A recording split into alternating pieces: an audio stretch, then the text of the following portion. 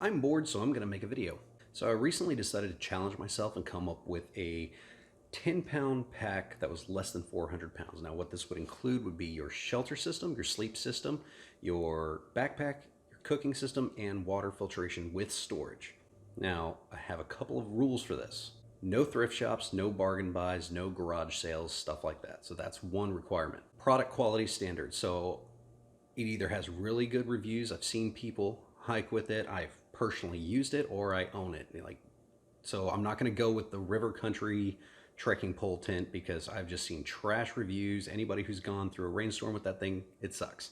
Now there's a few things you won't find in this. You won't find survival items. You won't find med kits, because I think those are very personal things. Some people get away with just using a tiny little pocket knife. Other people want the full tang 6-inch Rambo knife. You know, that's up to you. That's entirely up to you, and I'm not including that. The med kit, some guys just use a few band-aids and some antibiotic ointment. That's not me. One of my kits I think weighs like a quarter pound. The other one weighs a half pound. So that completely varies depending on the person.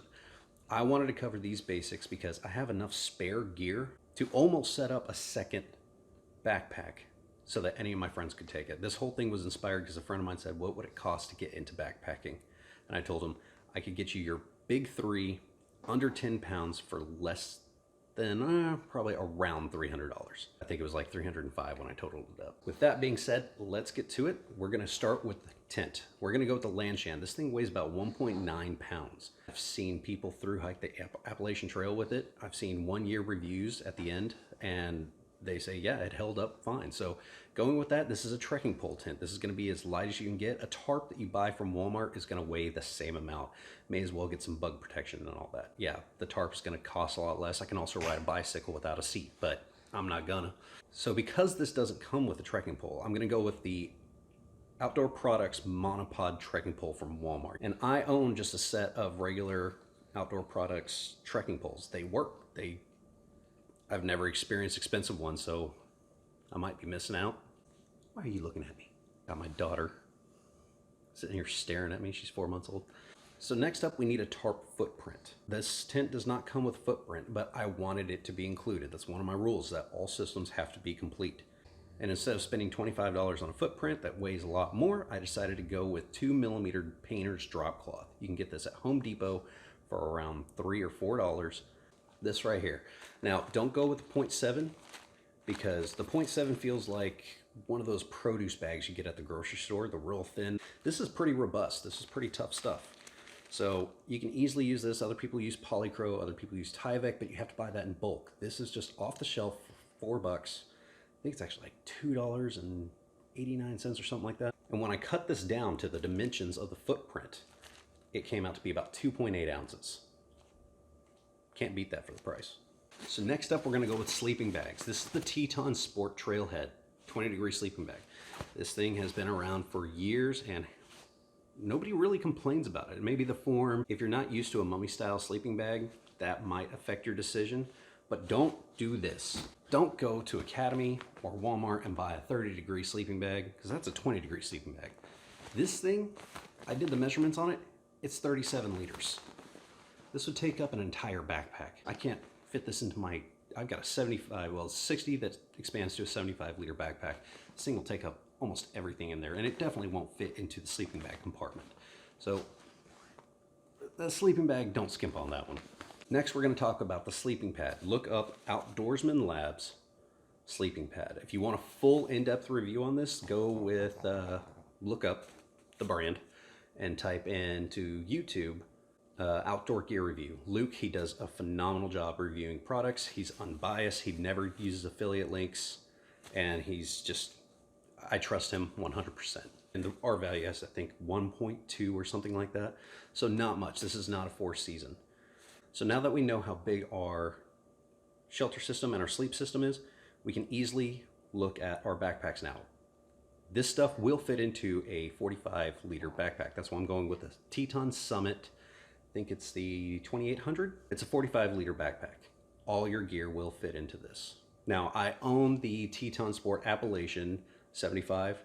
It is a comfortable backpack. It is not an Osprey. It is not, you know, one of the higher end, and it's not light. Mine weighs, I think, dry weight, 5.4 pounds. So When they say ultralight on their backpacks, they are not ultralight. But I will vouch for their quality. They are strong backpacks, and you'll see a couple of bad reviews here and there, something failed, but that's the exception, it's not the rule. So now that we've covered the big three, we're gonna go into our cook system. To start off our cook system, we're gonna go with the BRS stove. Now, a little thing about the BRS stove. I picked this because of the lightweight and the cost. I've used this for years. This was $10. This was before the BRS stoves became popular. Kind of nice, it's got an igniter. It does what I need it to do.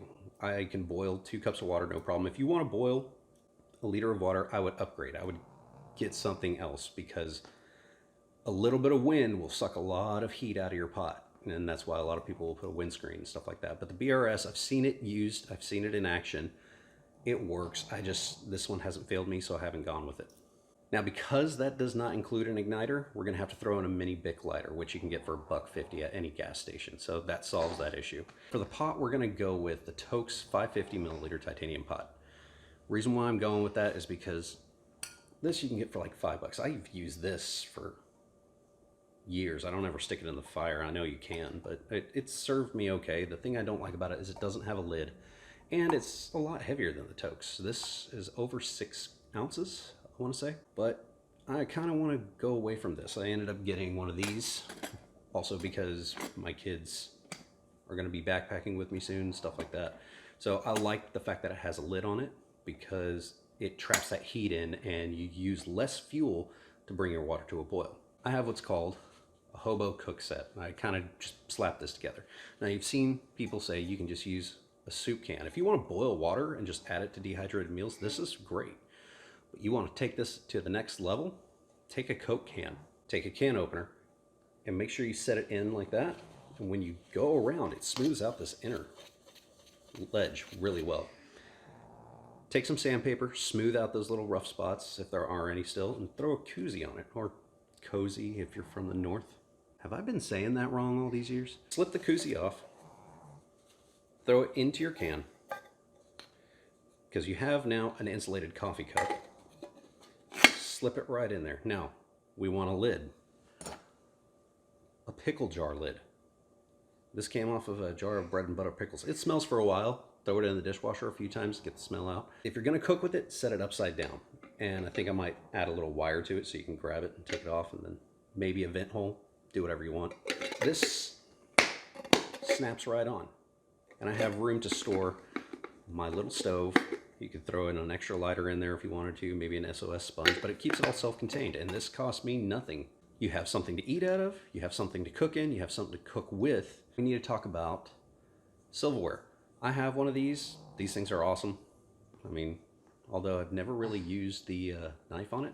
The only thing I really like about this is that it packs down a little bit smaller and then expands, so you can get down into your bag. It expands out to a long handle, which I like.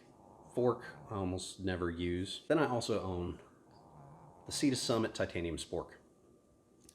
These cost $10. This is a long-handled spoon from Walmart for 88 cents. Both of these weigh exactly 11 grams. So you can't really go wrong with that. Yes, this is tougher. This will probably last you a lot longer.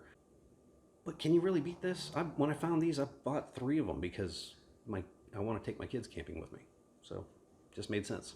Another thing I will say, if you use an anodized aluminum pot set, don't use metal on it. You'll tear it up. You want to use plastic or wood. I own a set of anodized aluminum pots at home, and I will beat somebody if they use metal on those pots. You're talking a lot. Now for water filtration, I'm going with the Sawyer Squeeze. I don't own a Sawyer Mini. Some people say it's fine as long as you use it in a gravity system, but I haven't tested it, I haven't used it, so I can't vouch for it. I know there's other options. The Katadyn is becoming really popular. The Grail is an awesome system. I don't own one, but they're really cool in my opinion, but they weigh a lot and they cost like $60, I want to say. With this, I'm including 2 of the water bags. This will go toward my water storage. My requirement is 3 liters of water storage minimum. For water storage, to keep the weight down and the cost down, Dasani water bottle. These actually weigh less than Smart water bottles. I don't know if they weigh less than the Life water, but the threads are also compatible with the Sawyer Squeeze. And to add, with the Sawyer Squeeze, you can take the sports cap, screw it right on here. The reason why we're ditching the plunger and the hanging bag is because this will fit right on. And then you can just back flush using that. You'll get a little bit of leakage, but you'll also leak using the plunger.